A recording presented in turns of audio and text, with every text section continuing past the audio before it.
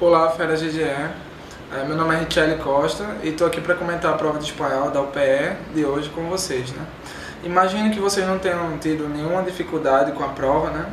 A gente viu junto em sala muitas das coisas que foram cobradas no exame de hoje. A prova foi relativamente dentro do esperado, relativamente fácil.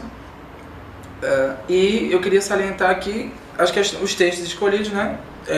Com foco para o Brasil.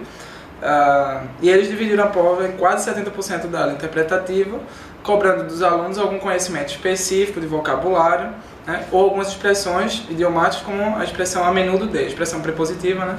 A menudo de, que significa frequentemente, certamente, os caras de GE acertaram essa questão.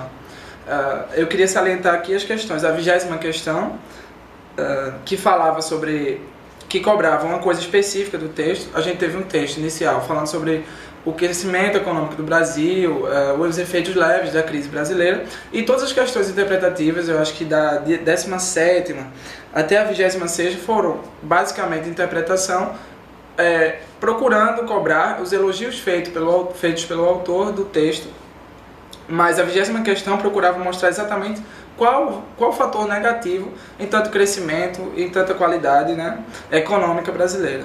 Então a questão perguntava exatamente sobre a questão do calientamento global, ou seja, aquecimento global. No caso, a 20ª questão era a letra C, que falava exatamente isso: excesso de crescimento econômico, ou aquecimento, né, econômico. A 21ª questão, a 23ª, a 26ª e a 28ª e a 30ª foram as únicas questões de gramática da UPE. Desde o vestibular 2010, 2009, 2010, a UPE vem trazendo questões mais interpretativas e cobrando questões gramaticais, algumas preposições, algumas conjunções, mas geralmente vocabulário e conhecimento cultural da língua espanhola, que a gente vivenciou em sala de aula. Então não caiu nenhuma questão específica de sintaxe, por exemplo, né? A exceção, claro, da 32ª questão, que caiu o pronome demonstrativo elho, né? Pronome demonstrativo neutro. A gente tem na língua portuguesa isto, isso e aquilo, e na língua espanhola a gente tem esto, isso, aquele e elho, que só pode ser atribuído, claro, anaforicamente a termos que representem sentimentos ou ações, e não objetos. Para objetos a gente usa isto, isso, aquilo, esto, isso, aquele. Essa era a 32ª questão que a gente marcou, letra B.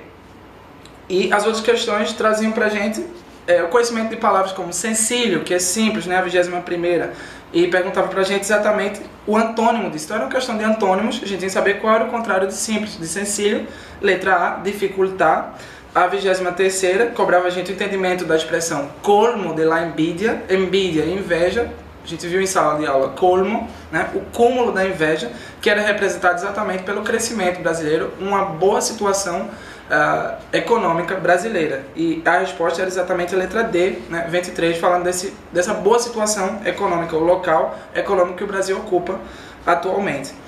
A 26ª questão trazia pra gente dois elementos, né, sintáticos: o uso sintático, a função sintática do si, si, sem acento, porque com acento representa sim, né, afirmativo, mas sem acento é a expressão condicional: se um dia eu fuera, se um dia eu quiera. Então a resposta da 26ª questão era a letra D, porque relacionava si como função condicional e sino como contraposição, né, falando exatamente sobre o ponto-chave do texto, que era se. La cuestión no es si el Brasil, a questão não é se o Brasil é um elemento estratégico para a União Europeia, para a UE, mas, ou sino, se a União Europeia é um elemento estratégico para o Brasil, porque falava exatamente dos avanços do Brasil.